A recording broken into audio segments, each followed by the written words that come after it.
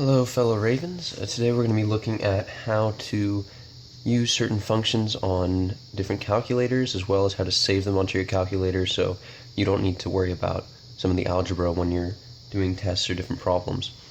So first of all, there are some simple things that are very helpful and sometimes people don't know on some of these calculators, such as how to derive functions. Very important button here, math, says it for you. Here, if you go down to the n derive, it'll give you this here. You're basically always going to be d of dx, and we can do a really simple one, x squared. It won't give you a power rule derivative. It's not going to tell you that this is 2x, but it'll give you an exact answer if you put, let's say, x at 2. So you know now that the derivative of x squared at 2 is 4. There are a few other ways to do that. You can actually put the function into y1 and from there go on, but probably the easiest way I've always thought is simply use this method. There are quite a few other things here that you can play around with. They make things a lot quicker. Almost basically the programs that are pre-input into these calculators. You'll always find those on every single model. So there are a few other important keys that you should know before we get into programming. Letters, of course, shown in my calculator here, they're shown in green. Use alpha to show any of them. So there you've got A, B, mess around with those, and then a lock simply lets you put them in sequentially without having to change any of those out. The next important key is the store function. I'll show that when we're programming. And then the main thing you're going to be using is this program feature here, PRGM. So the first program we're going to be showing is the volume of a cylinder. It's fairly simple, and as you can see here, I already have one function, so I'll show you how it works first of all once you have the end result. So once you've already done your programming, by the end of it you should be able to simply go into program, access cylinder, go in, and now I have my R for radius. Let's just say 2, and we can say the height is 5, input, and now you have your volume. So how we're going to put that in, we're going to create a new program. Again, just you can use this alloc feature to name it. I'm going to put in sil, and that's really all we need for now. You can go up to 8 characters with these, whatever helps you remember. I did name mine cylinder, but since I've already got that one, simply do this, and I'll show you also how to delete programs once we finish up with this in the second program on the TI-84. So once you're here, what you're going to need to go through is, first of all, you've got to establish your variables. So once you're in the program and making programs, you can still use this program button to access a wide variety of features. You can play around with these a lot more. The main one we're going to be using right now is here under I-O. I'm going to go to prompt and put in our 2 variables. So we've got alpha, and go down to R, and then comma alpha, and use H. So now you've got your R and your H established, and what you're going to do is you hit enter to create a new line. The formula for this is simply pi, and you've got your R value squared times H. And now this is where your store key is going to come. Basically, by hitting store, I'm now putting in that value, and I can store it to another value, which in this case I'm going to give it the variable of v. So now you've got your basic function, and all you need is to establish the output. So you're going to hit program again, you go to our I/O, you go down to DISP for display.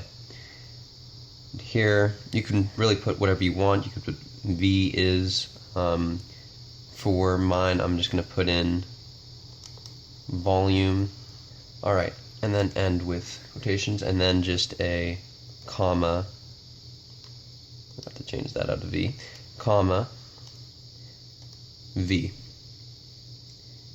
So that's all you need. It's a very simplistic program for this first one, and this volume formula basically works for any other volume that you want to input, whether it be for a sphere or any other shape. And now all we have to do, this is already set up. There's nothing else you need to do. So quit out of this. And again, you can just go program, hit your newly made program, and you'll put in your variables, and you have your answer. Alright, so now for the second part, we're going to look at the quadratic formula and how to program that into the TI-84. This is actually pretty similar to our volume, just a little bit more complicated because we're going to have to enter two functions for that negative b plus or minus square root. So you can't simply enter those as one, and you'll also have to have a few more variables. So this one I find is very useful, makes a lot of things a lot easier. So real quickly I'll show you again just how this should come out at the end. You have in mind quad form, go down, we can put in 2, 3, and say 1. And now you've got your two different things. X is -2 or -4. So again, we go to new, and for our purposes we'll just put in Q, enter in. Again, we're going to have to start by prompting, going to our IO prompt to establish our variables, which we will have 3 of those this time, A, B, and C. And from there, we'll go to actually writing the functions. So start with our negative b plus square root of b squared minus 4ac. You don't need to put multiply for this. TI-89 gets a little more finicky, but for these that's fine. Divided by our 2a. There you have the beginning of it, but now again we're going to need to put store so that we have this put into a value.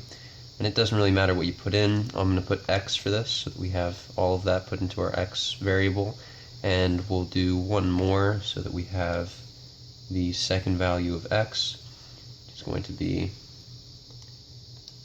negative b minus the square root of b squared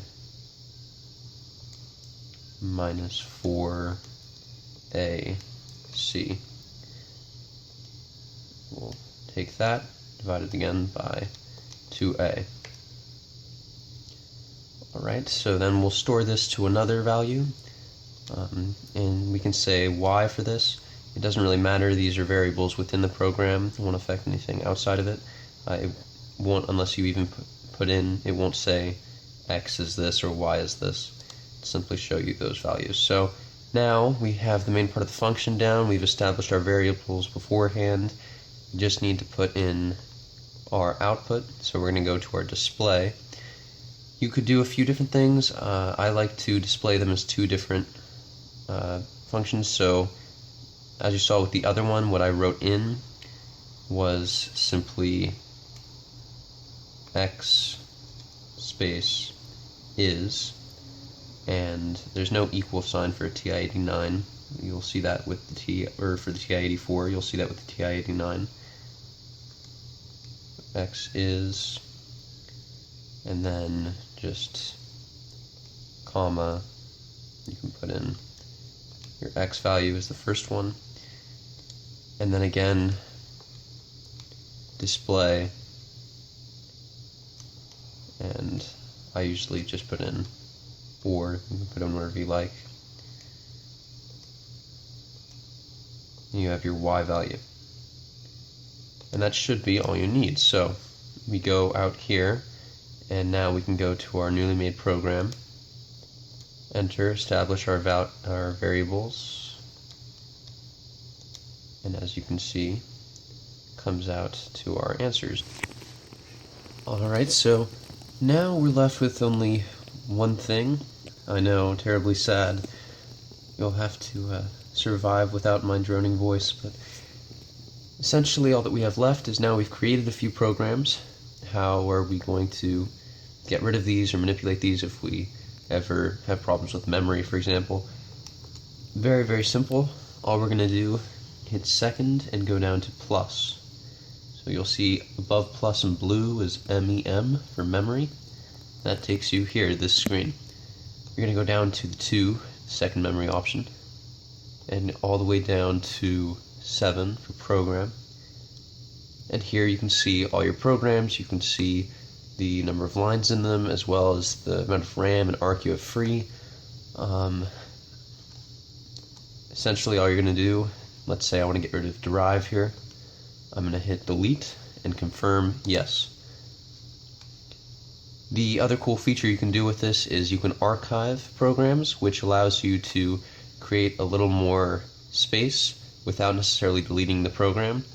So let's say with my quad form, I don't need to use it for a test, there's no quadratic formulas, and I need space for some other program. I simply hit enter, and now that asterisk is there, that means it's archived. And I can, now you'll notice, when I unarchive it, simply by pressing enter again, there's a difference in my RAM and ARC space. If I have this archived and I try to use it, all that's going to happen is error there, so it won't let me use it.